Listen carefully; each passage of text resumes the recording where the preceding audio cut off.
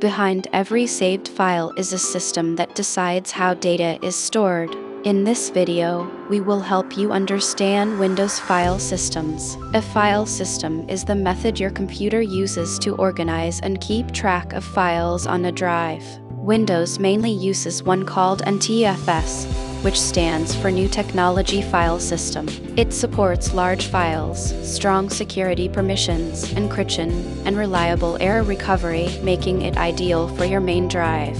You may also encounter FAT32, an older system still used on small USB drives because nearly every device can read it, though it cannot handle files larger than 4 GB. Then there is XFAT, a modern choice for large external drives and memory cards that need to work across both Windows and other systems without the size limits. When you format a drive, Windows lets you choose which file system to use. For your internal drive, NTFS is the clear choice.